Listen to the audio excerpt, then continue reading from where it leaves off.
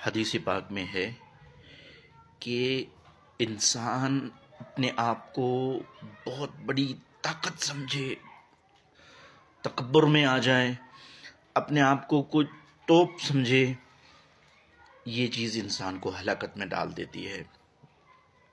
طبرانی شریف معجم الاوسط حدیث نمبر 5754۔ تو اپنے آپ کو توپ نہ سمجھیں، اپنے آپ کو بہت بڑی چیز نہ سمجھیں، اپنے آپ کو کسی کا محتاج نہ سمجھنے والا نہ سمجھیں۔ ایسا نہیں سمجھے کہ میں کسی کے بھی محتاج نہیں ہوں۔ نہیں نہیں نہیں نہیں، آپ محتاج ہیں۔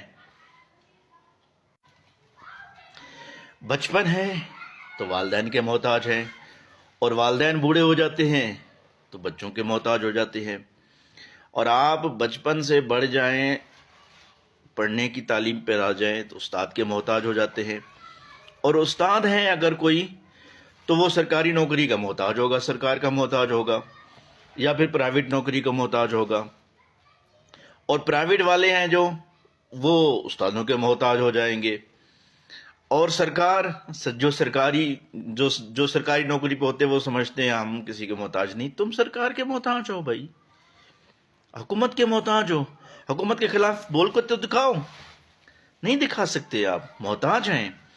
اچھا، اب سیاستدان سرکار پہ آ جاتے ہیں، سرکار عوام کے محتاج ہو گئے، ووٹوں کے۔ اگر عوام اٹھ کھڑی ہو بغاوت کر دے، آپ کچھ نہیں کر سکتے۔ اسی طرح آپ نے پڑھ لیا، استاد بن گئے، شاگردوں کے محتاج، شاگرد نہیں ہوں گے پڑھائیں گے کیسے؟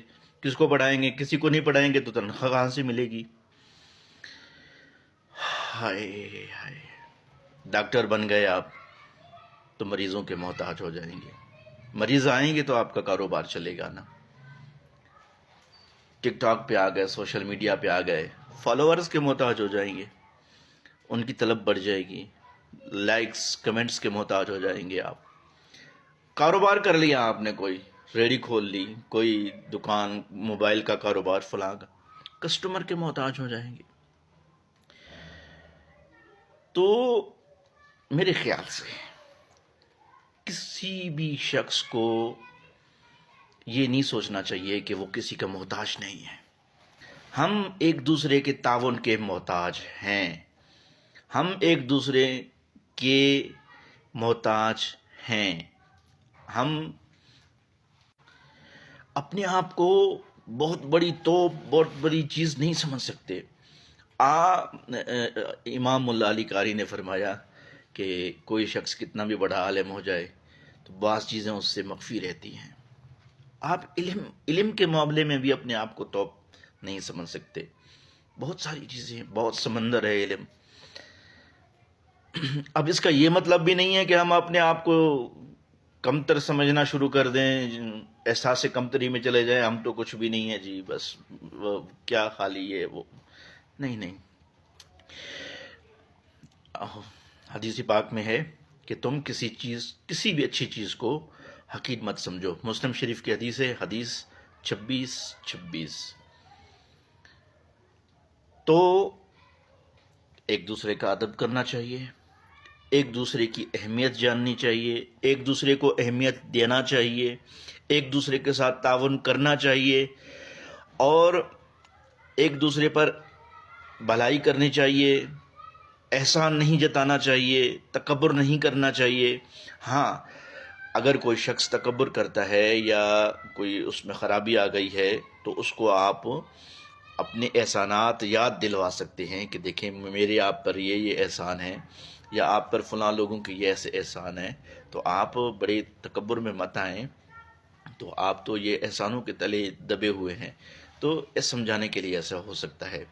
ہاں، اور یہ بھی ہے کہ جہاد میں یا تکبر والوں سے ان کے خلاف للکارنا بھی جو ہے یہ جائز ہے، یہ اس کی حدیث پاک میں اجازت ہے۔ ابو داؤد شریف حدیث نمبر 2659، یہ للکار بھی جائز ہے۔ تو محنت کرنی چاہیے، فن حاصل کرنے چاہیے، تجربہ حاصل کرنا چاہیے، علم حاصل کرنا چاہیے، ٹیکنالوجی حاصل کرنی چاہیے، طب میں جانا چاہیے، میڈیکل سائنس وغیرہ ہر چیز میں جانا چاہیے، اسلام کے لیے، مسلمانوں کے لیے، انسانیت کے لیے، اچھے انسانوں کے لیے۔ اور غرور سے بچنا چاہیے، تکبر سے بچنا چاہیے، لوگوں کو حقیر سمجھنے سے بچنا چاہیے، دہشت گردی سے بچنا چاہیے، غنڈہ گردی سے بچنا چاہیے، چوری چکاری، نفس پرستی، عیاشی، فحاشی وغیرہ سے بچنا چاہیے۔ اللہ تعالی ہمیں سمجھ عطا فرمائے۔